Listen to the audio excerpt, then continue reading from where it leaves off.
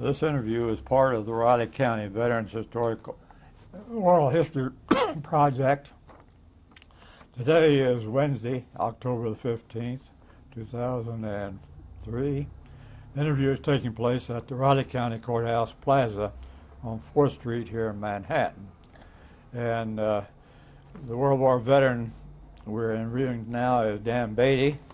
He was born September 19th, 1918, and he currently lives at 2011 Meadowlark Road here in Manhattan. My name is John Lindholm. I'll be doing the interviewing. Orris Kelly is running the recording equipment. So Dan, would you please tell us your name, rank, serial number, and your branch of service? My name's Daniel D. Beatty. My branch of service was the U.S. Naval Reserve.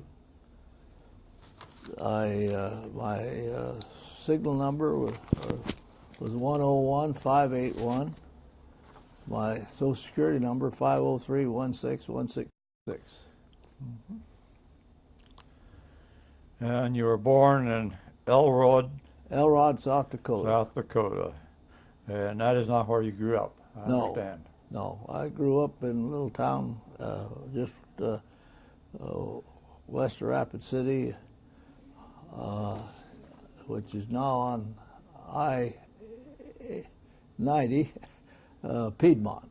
It's just 15 miles outside Rapid City. In high school, grade school and high school, anything significant? Nothing untoward. Went through all 12 grades there in the town of Piedmont. And from there I went up to Spearfish, which was then Spearfish Normal School, which is now Black Hills State University at Spearfish, South Dakota. At that time, you could teach at a country school with 1 year's additional training to high school at the normal school, or you could teach in grade school anywhere. In grade school with the 2 years, what they called a state teaching certificate, and I went to Spearfish the 2 years of 36 and through 38, and obtained a state teaching certificate, and went out to a little town east of Hot Springs, South Dakota, named Ulrichs, a country town, and taught school there, 7th and 8th grade there. Then I went back to Spearfish normal school in the summers to take additional courses to work toward my degree. And during the summer of 1940, we took citizens military CMTC,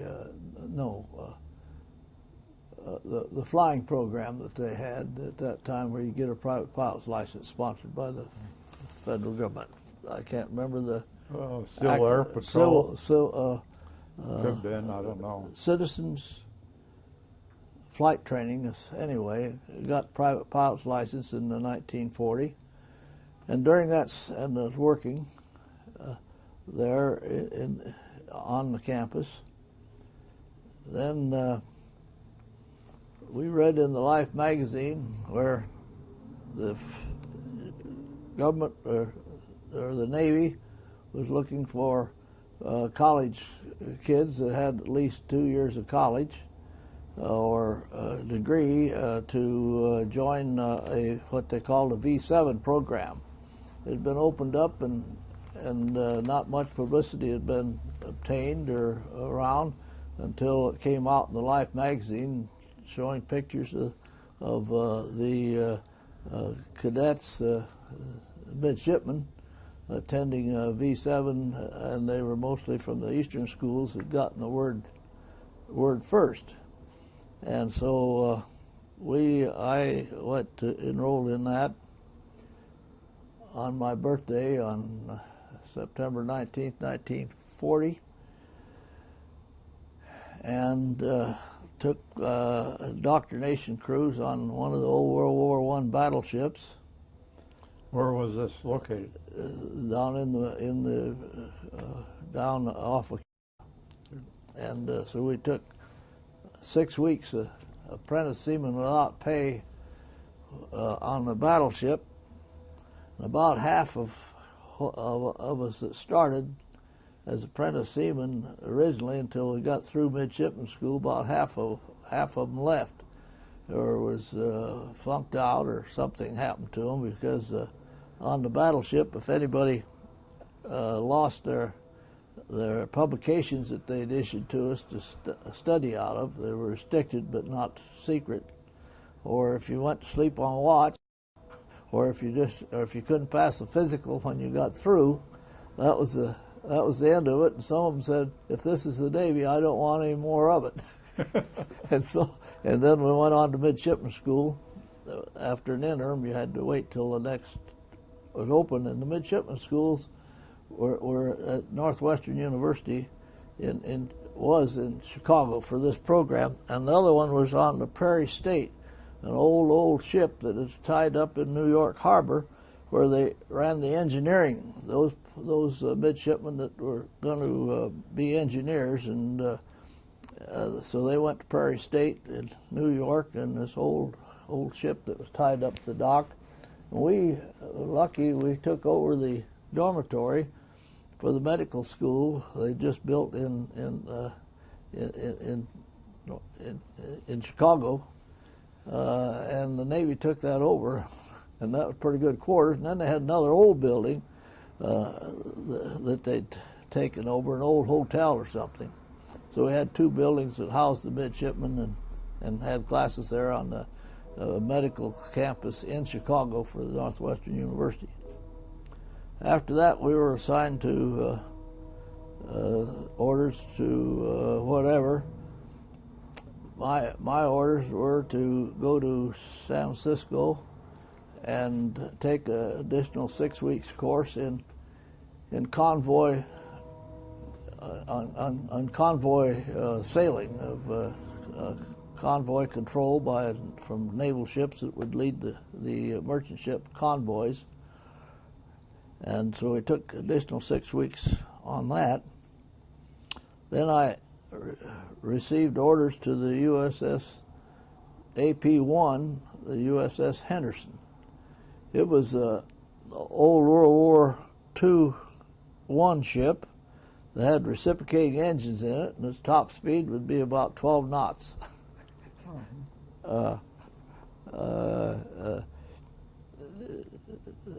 And that ship was used at that time to transport both personnel, military, Navy personnel, from station to station, and military dependents. And they only had two ships that were being used like that before the war started. During the 30s, the Chaumont was the other one. And this at this time, the Henderson was on the run from San Francisco to Hawaii, Midway, Wake, Guam, Philippines, to pick up and put off people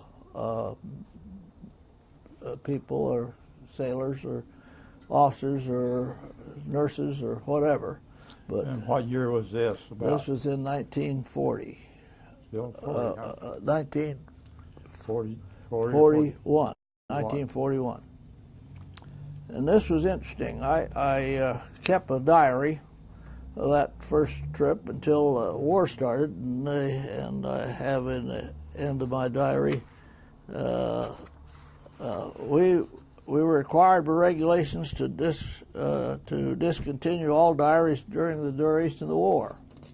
So that was the end of my diary, being a good law-abiding officer in the Navy. But the first trip we took was from San Francisco in September of '41, and it's interesting to know that things weren't all peaceful before December 7th, 1941.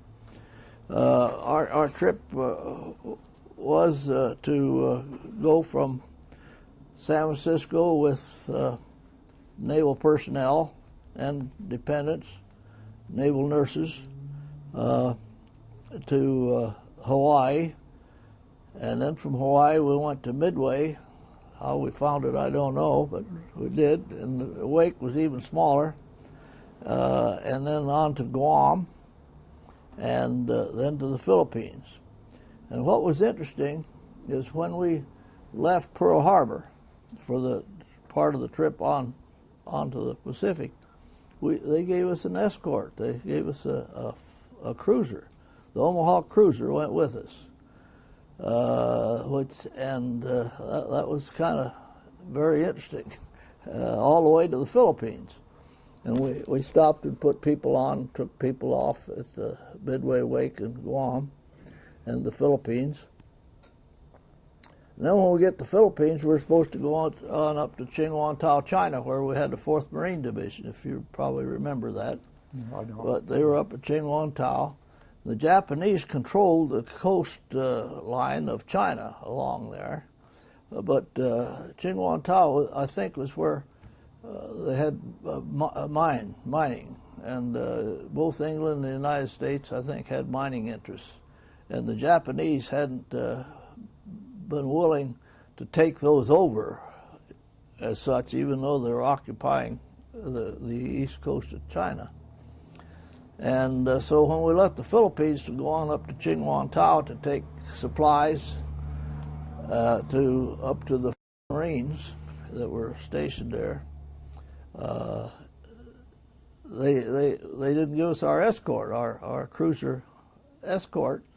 And the reason being, saying that we want the ship to sail up there with lights on, normally like any ship would, so that we couldn't be accused of or by the Japanese of sailing in their waters as an enemy ship. And so we went just peacetime up through there, and stopped at Qinhuangdao on about September of 41, and left off supplies and so on. Then we went back down to Shanghai. From there we went to Shanghai, and when we arrived here, from my diary it says we arrived in Shanghai today. This is September 28th. I was given men for shore control duty and stayed at the YMCA and so on. But we stopped at the American Club. We stopped at the American Club in Shanghai, and we met some businessmen who had just arrived from Japan. Due to the frozen funds, they couldn't cash any checks, and they were leaving on President Pierce for Hong Kong, but they couldn't get any money. And then in Shanghai, there were some businessmen's wives and some diplomats, families, and they'd just come from Japan, and they said they were vacating Japan at express advice of the diplomatic corps there, and that the Japanese had opened their luggage and strewed it on the dock and treated them very badly. And they were stranded there in Shanghai. They got over to Shanghai, I don't know how, but on a ship. And they were stranded there, so the admiral there got special permission from the Bureau personnel to take these people on the Navy ship and take them to the Philippines, because other than people that were naval dependents or in the Navy could not ride on a military ship. So you could see all that wasn't well here yet in early September between Japan and the United States from that happening. And we took those people on special dispensation to the Philippines, then disembarked in the Philippines, and then they could get a regular transport ship, a passenger ship, there back to the home. And then in Manila, I've got here on October 5th saying, Manila is a beautiful and picturesque city. The old Spanish wall city plus the new modern American Manila. And the exchange rate is 2 pesos for 1 American dollar. The taxis only cost about 5 centavos, or 32 cents for a 20-minute ride. But that, so then we were in Manila then from October 5th still through October 8th, and Admiral Hart. I had the one of my first times as officer of the deck in port. I hadn't qualified for officer of the deck at sea yet on this trip. Here came Admiral strolling down the dock with no aids, nothing. Just and I look out and see him. It's too late to get side boys to welcome him aboard, but we frantically called the captain that here's the Admiral coming coming aboard, and he scrambled there, and he came on that on purpose with no advance notice or so on. But that was quite impressive to me. But he, along with Admiral Kimmel were relieved of his. He was relieved of his duties right after the Japanese attacked Manila, and like the same as our admiral in Pearl Harbor, held responsible for not being prepared adequately for the surprise on December 7th, 1941. So that was an interesting trip, and as we came back from the Philippines, we Shanghai. We left Shanghai and went to the Philippines. Then we got to the Philippines, and we put people off and brought people aboard, and we took a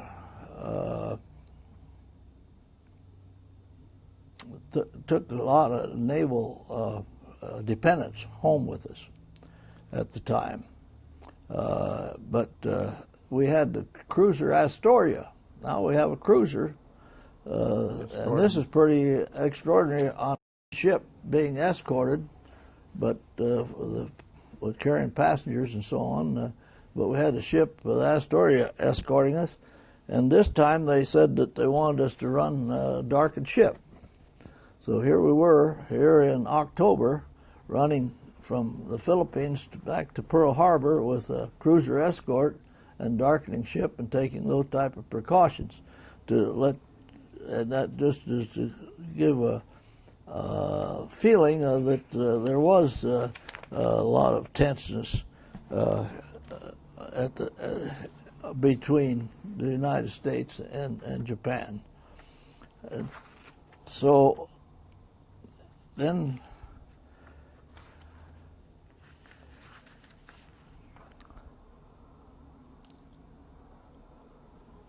we hit a typhoon, which wasn't much fun, for about 3 days, with the wind, velocity of the wind up to about 30 knots, and the sea blowing over the bow, and passengers sick, seasick, and so on. But we got out of the typhoon finally and arrived in Honolulu. And so that was my first trip as a young naval officer. It was really nothing unusual, I guess, about the trip. And then we went back to the States and sailed back to San Francisco, and then we sailed back to Pearl Harbor again, and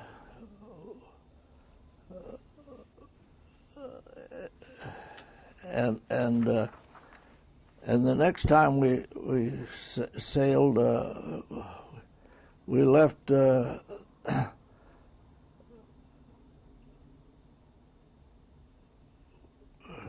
November 2nd. I've got here. We shoved off at 9 a.m. and one passenger missed the ship. From leaving from having gone into Pearl again after we had a long trip to that, and then we went back into Pearl, and we docked over at the submarine dock, and we left Pearl Harbor. I think it was probably Thursday morning. The ship had its schedule set up where it was to be 6 months in advance for the Chief of Naval Operations. And so in order to have more time in port in the United States and less time in the foreign ports that we were going, or not foreign, but non-continental ports like Pearl, we'd leave on the first high tide if we were sailing for Pearl, and we were supposed to leave on a certain date. We'd leave on the first high tide after midnight, and that would give us that old 12-knot plane. That would give us maybe 144 miles or a day or a half a day further back toward the United States. And when we leave the United States, because we were loading personnel and so on, we'd leave on the last high tide of the day that we were supposed to leave. And that would give an extra day's time for people to be in the United States and have leave and be with the people. So we left Pearl on Thursday. I believe it was Thursday morning at 001. I know we did that. And I don't have it here. And we were outside of Pearl. We sailed on Thursday, Friday, Saturday, and then the 7th was Sunday morning. So we were about 300 miles from Pearl toward San Francisco when the Japanese hit Pearl Harbor. And so then the war was started. And then from that time on, we sailed from San Francisco to Pearl Harbor on a regular basis, taking supplies and troops back and forth. Those days, people wonder now why, but those days the only transportation was surface transportation for the services. They didn't have a big air force, and they didn't have airplanes that people could fly in, and they sure didn't have a budget that they could allow people to fly commercial, but there wasn't much commercial. The only commercial plane through there was the old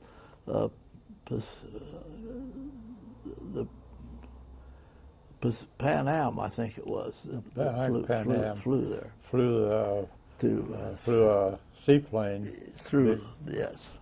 I think it was a Boeing plane. Yeah. So that's why you had the transport, passenger transport ships.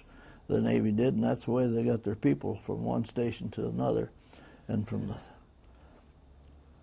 then we came back after January 7th. We were in San Francisco, and everything was Navy was really wondering what happened out at Pearl Harbor. Not much word would come back, and everything seemed to be safe and so on. But we turned around and sailed back to Pearl Harbor and arrived there on January 10th. It'd take us about 7, 8, 9 days to get there. So you can see they turned us right around to go back. And I've got here January 10th. And this time we were convoy commander of a convoy of merchant ships taking supplies and so on to Pearl. Before that, we had traveled independently. And I've got here general quarters at 6 o'clock inside of Diamond Head. The convoy split up outside the bay. The merchant ships going into Honolulu to unload while we put into Pearl Harbor. Coming in, we saw the destruction caused by the Japanese on December 7th, 41. the whole Navy of battleships had been out on a problem. The whole fleet of battleships then were tied up at their usual docks waiting for an admiral's inspection. They'd come in on that weekend, and this was time for an admiral's inspection. And the Oklahoma was wide open from stem to stern, from top to bottom, having been just inspected by the admiral's inspection on December 6th. So that's why the Oklahoma, we lost that immediately. But she was open all the way because they had the admiral's inspection, so everything was open for everybody to go through the ship to see if it was clean and so on. And that was happened on the Saturday, evidently. Or at least that's according to my diary and the information I had. And the Japs had charts showing where each vessel was.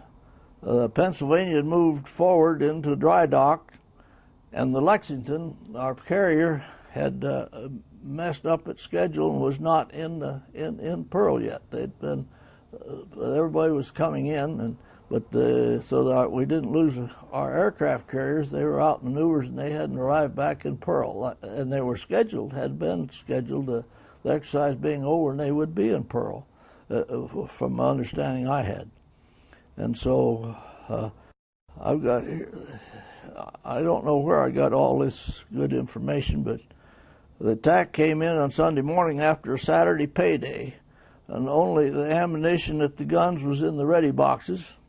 The magazines were locked, and the Japs put all air action at the same time.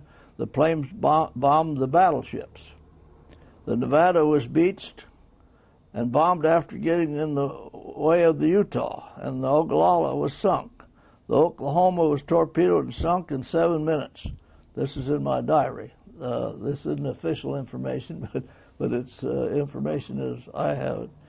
The West Virginia and the Arizona were in a nest. The Arizona's forward magazine exploded, blowing the forward turret about 70 feet into the air, and it burned for 2 days. The West Virginia was resting on the bottom. The California was between the Nevada and the Arizona, and it was sitting on the bottom. The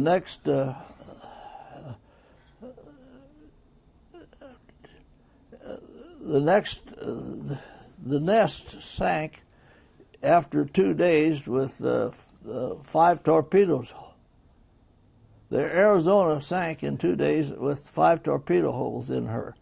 The Tennessee and the Maryland were tied up inside the West Virginia and were only slightly damaged with the bombs, and was very little, and Penn were very little injured, and all one now probably back and are injured and gone now probably back to the United States for repairs. And what was interesting to me is when we were in San Francisco, President Roosevelt came on the air after December 7th and said that not one American ship had been lost in Pearl Harbor, the ships. And technically he was right, because there wasn't enough water in the bay other than the Oklahoma, which was wide open, and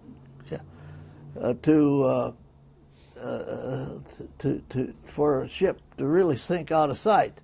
So here's the California and the Nevada, and these ships are sitting there, bombed and in Pearl, and their pennant, their commissioning pennant is still waving. So technically, we hadn't lost a ship because they were still sitting there and they recovered California and several of those ships and pumped them out and got them up and take them back to the States, and they fought the war later. But President Roosevelt was technically, I guess, an honest man in that all the ships were there with their commission pennant still flying. That's at least the conclusion we came to as we came back into Pearl Harbor, and we were just to see all those ships, all the whole battle fleet had been injured.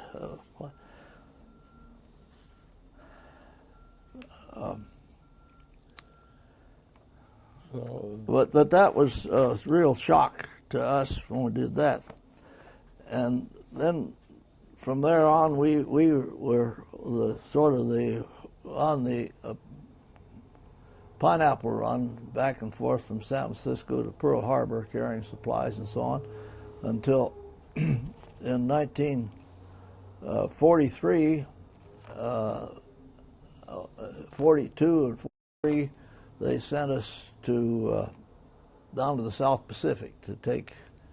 We took Mobile 7 hospital nurses down to New Caledonia, where they'd set up what they call a mobile hospital that would move on up. And we took a bunch of Seabees, a whole Seabee contingency, down and dumped them off just off of Guadalcanal. And Guadalcanal was in our possession then, and the Japs had been shoved back. But just a little bit before we had gotten there, where the Vincennes, Quincy, and Astoria, and the Astoria is the one that, the reason this was in my mind, they came down through the slot, they called it, off the Guadalcanal and there in that area, and the Japanese sank all the Vincennes, Quincy, and Astoria, and a couple of Australian ships, cruisers, as they were coming down through, and Astoria being one of them. It was kind of personal, because they're the ones that had escorted us in October from the Philippines back to Pearl Harbor. And so that then in 1943 we went down in 43. Then they started having some ships come online that were much better and more modern and so on than the old Henderson that had reciprocating engines and go with about 12 knots. So they'd had a new line of passenger ships called the General Mann that they had were putting in commission. So they decommissioned the old USS Henderson in September 1943, and they made USS Bountiful, made her into a hospital ship where speed or so on wouldn't be necessary, and used her as a hospital ship after they renovated her back in the Pacific. And, I was transferred then to Baltimore to put the USS W.A. Mann in commission, which was to be one of a new line of ships for transport ships of the general class, and there was about 5 or 6 of them that were actually put on. I was sent there prior to. She'd been built up in New Jersey and put down to Baltimore to be outfitted and supplied and commissioned. And that was in September, and on November 16th, she was, her commission pennant was run up, and she was accepted into the fleet. And then we did a shakedown cruise. I'll never forget how cold it can be in Chesapeake Bay in December, when we were being out there doing night and day shakedown cruises for the ship. And then they had the class of Anderson and this was the second of those ships, and they had about 3 or 4 other of them, and they'd carry about 5,000 troops, and their speed was 20 knots. So we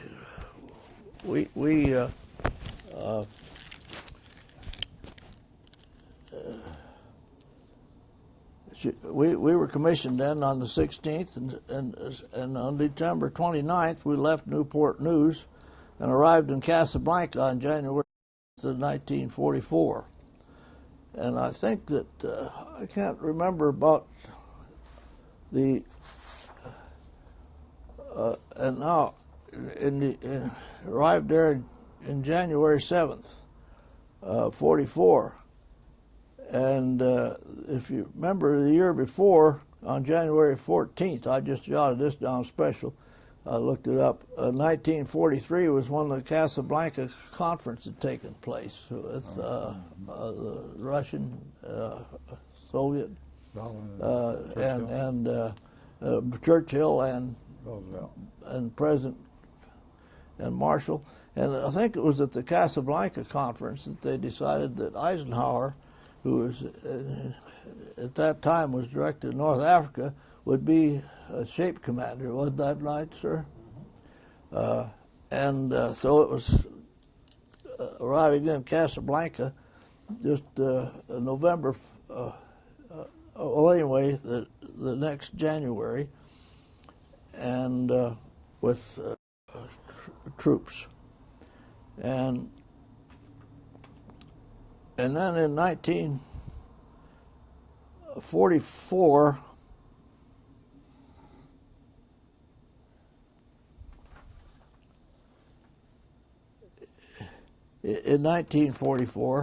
we were in Casablanca, back to Newport News, back to Casablanca, and then back to Newport News, and then back to Newport News, and back to Casablanca with troops. So we made 3, and we could carry about 5,000 troops. Let's see, arrived Casablanca, 1, 2, 3. Generally in April, we arrived at Casablanca again. We were on the Casablanca run from Newport News to Casablanca during that time. Then we went over Oran and put off, and then we went to Oran again. And then we were selected, our ship was selected for unusual duty. And if you remember, South America, there's lots of Nazi sympathies, and the Germans, and of course the Italians settled in South America. We know that, but there was quite a lot of sympathy for Germany in South America during the 30s and on up the war. Well, as a diplomatic diplomacy works, we had worked real hard with Rio de Janeiro, because it isn't too far across from there to Dakar, and then that could be a base for submarines and so on. So with the diplomacy, what it was, they got Brazil to agree, or not, I don't know if agree, to send some troops to join America and show their support and troops. So we were selected to take the first contingency of the first expeditionary troops to ever leave Brazil or South America for a foreign soil, to fight on foreign soil.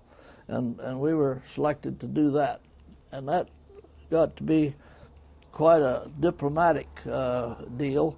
The president of Brazil, Vargas, came aboard. The bishop and I don't know if it was the bishop or the cardinal, came aboard, blessed the ship. They entertained us royally for a few days, and we loaded up and took the. We left. We got there on the 27th of June and left on the 2nd of July, and that was kind of nice to see Rio de Janeiro, and so we arrived in Naples on July 16th, and then we went from Naples back over to Oran, and then we went to Liverpool. When we went to Liverpool, we took a lot of Italian prisoners. So when we dropped off the first expeditionary troops from Brazil, and then we picked up in Naples. we picked up a lot of Italian prisoners that we were taking back to England, and not only Italian prisoners, but some Italian freedom fighters, or whatever you want to call them, that wanted to join, become a part of the freedom fighters in England of Italians, and that was kind of an interesting trip. And then when we left Liverpool, we became the convoy commander for a whole contingency, I don't know, 25 to 50 ships, of merchant ships.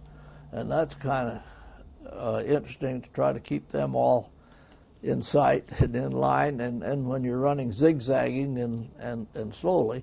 We generally traveled alone when we were calling troops, and didn't, because we'd go 20 knots, and looked like a lot safer to have 5,000 troops on a ship by itself, traveling 20 knots, than it was to have 5,000 troops running convoy commander. But we did convoy commander back to New York, and while we were there at this time in Liverpool, the Germans were sending buzz bombs over at that time, which it never came close to us, but it was really, the English were very apprehensive about the buzz bombs, and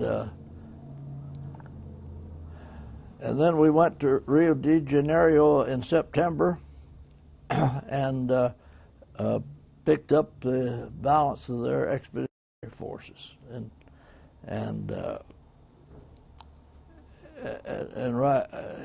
then took them to Naples, because we had control of Italy then clear up past Rome.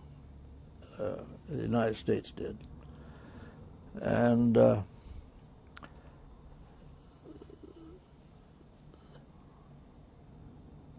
then we went from Newport News to Gibraltar, to Algiers, to Alexandria, and then through the Suez Canal, and then in Aden, and then we arrived at Bombay, and then from Bombay we went to Brisbane with troops. And then we went on up to the South Pacific to Milne Bay, and then we left Milne Bay and came back to the West Coast. Now we've been sailing out of the East Coast and back to the West Coast at San Pedro. And we brought back, it was interesting on that trip back from Bombay at that time, we'd just been hauling brilliant expeditionary troops, but they had some Chinese, Chiang Kai-shek Chinese army that we brought back of quite a contingent of, and they were coming back to the United States to have training, and then training in that. And the interesting thing was, to me, an eye popper, they had a Chinese general, a lieutenant general on board, plus other officers. It was would it be a division, you suppose? Could be. A division, because we were just full of China, about 4,000 or 5,000 Chinese. A regiment, maybe. Yeah. We couldn't have had that many, and there were a lot of young kids. To me, young soldiers, 18, 20. And the captain said, now, to me, I was at that time assistant gunnery officer, and he said, I want all these people trained on our, so that they can shoot these 20 millimeter and 40 millimeter guns before they get back to the States.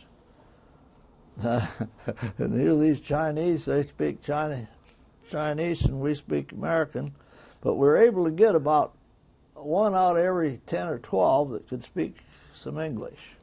And so we put that on the gun crew, and then when we got back to just outside our outside of San Pedro, they sent out the plane, which they would up on for target practice. We used to do that fairly regularly when we went back in the States and so on. They have the big old windsock they trailed. And here we had, there was 4 pilots up there. We had these Chinese shooting at the target, being these, but we didn't shoot down the planes, and we got that, and the general was so pleased with all that I got a little note in my record, please to the captain to please comment Gunnery Officer Beatty for the fine job he did in training our troops.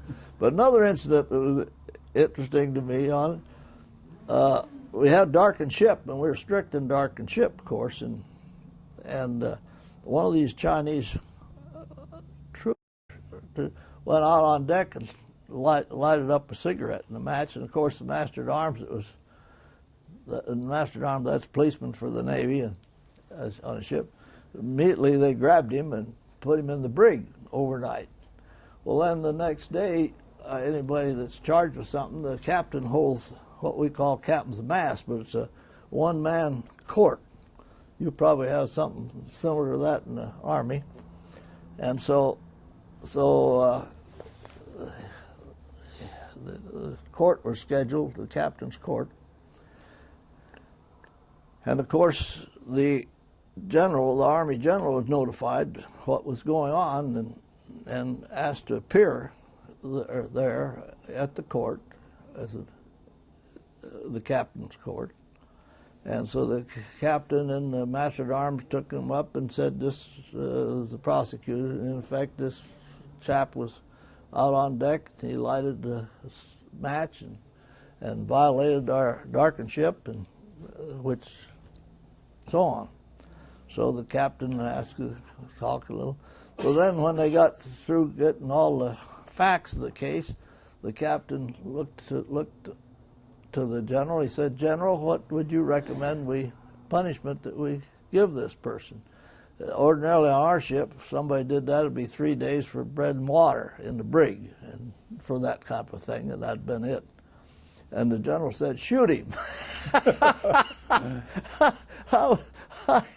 I couldn't believe what I was hearing, but we didn't shoot him. We put him in the rig for 3 days until we got in. But that was memorable. But training those young on guns and then that was very that. Anyway, then then from San Pedro we were back to Melbourne and back up to Bombay, and then we go down to New Caledonia. And one thing that I'll always remember, sailing into New Caledonia, and I don't know why it struck me so that night, but here's the French colony, New Caledonia. And we moved in and set up base there, the Navy did. One of the early bases that was north of Australia. And I looked up and I saw that American flag flying as big as it could be over our naval headquarters there in Noumea. 10 minutes. All right, I'll cut it off. And I thought, how lucky we are. Here they're detached. France is occupied. How do you exist? We had the whole United States and all its resources for our ship, and anywhere we'd go, it was a free world. Our money was good. You pick up supplies. You do this. What do you do what do you do when there's no home base? And I looked at that flag, and I'll never forget it. What that really means. Well, anyway, then then I forget the date, but one these trips, let's see.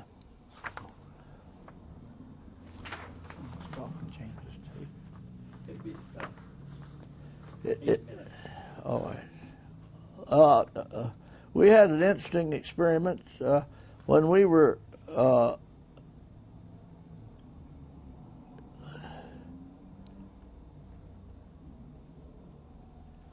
right after VE Day in Europe. Then we, when we'd taken those troops over,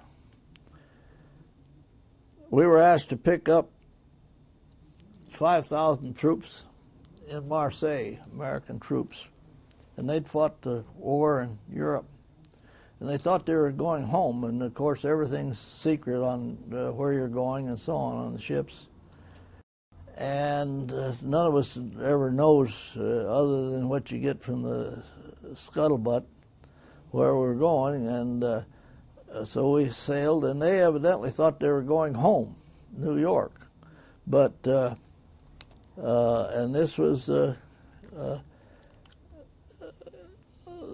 August of 1945, and the weather kept getting warmer instead of colder as we sailed, and pretty soon these troops could smell a mouse, so to speak, that there's something wrong here. How come we're headed south instead of north? And things got pretty tense on the ship, and head up that we were sailing to Panama, and they were to be taken to Okinawa to stage for the Japanese invasion. And things, I tell you, this was pretty uncomfortable with 5,000, and these were getting, and they were, things were tense, let's put it that way. So the captain, when he gets into Panama, he wires Washington, what do I do? And they evidently said, just whatever you think or whatever, I don't know. But they just opened the ship, you know. They just, and said everybody can go on leave all they want for so about 2 or 3 days. But after all these troops had 2 or 3 or 4 days in Panama, then the word went out the ship's going to sail. And I don't think there was one of them that didn't come back on the ship. We didn't have any way to account for all of them at the time. And then we sailed on through the Panama Canal, and we get out through the Panama Canal, and they dropped the atomic bomb. And then what do? No one knows what to do, but they had us continue on into Ulithi Atoll, and with the troops, and then there we were sitting there, and I think we were there 3 or 4 weeks before the Navy and so on could figure out what they were going to do with everybody now that the atomic bomb had dropped and the war was about over. And then we went then they ordered us to take them to Casablanca, to Okinawa, and we hit that big storm that was in Okinawa, but we did get in and get the troops off and got our ship back out to sea before that typhoon hit. And we lost several Navy ships in that typhoon, but we just lost a screw, just one of our screws, when we came back to the States. And had to get that repaired. So I left the ship then in January and went to the Great Lakes, and that's it. No, 5 minutes. January, Great Lakes, and I was dismissed. I got out of the Navy, went in the Naval Reserve, and went back to college on the GI Bill. Went to William Jewell College. No, I mean, not William Jewell, that's where I taught, to Hope College, and then I went up on GI Bill up to Ann Arbor and took a 2-year MBA degree. Then went out teaching at William Jewell, and then went to KU as a instructor working on my PhD, and didn't finish that, and went came to Manhattan, and I've been here ever since. Well, that's quite an experience. You went sailed, I guess you call it sailing, a ship with under steam power or diesel power, but you got a lot of miles in then, or a lot of Yeah, it was steam nautical power, miles. yeah. So you got a lot of miles in those times. Here's an interesting thing. Of course, the ship, then it was decommissioned way later, that ship, and it was, anyway, it's fantastic. I don't know how many passenger miles. I forget how many. It was in the billions passenger miles now. Billions of passenger miles that ship did before it was decommissioned. When was it decommissioned? But it was decommissioned and then sold for scrap. Finally, to the I suppose the Japanese got it back for scrap. Let's see if I've got here. I can't put my finger on it, but it doesn't matter. Yeah. Okay, well, then when did you retire from Kansas State? 1989. 89, And you've been around here ever since doing volunteer work and some other types of activities. Well, Dan, it's been nice to hear your story, and it's very interesting to me. I was on a ship going over to Europe, but I flew back. I'm glad of it. Uh-huh. And so this will go into our records here, along with the others. It's All quite right. an experience that you've had. So thank you for coming in, Okay. Dan. Bet.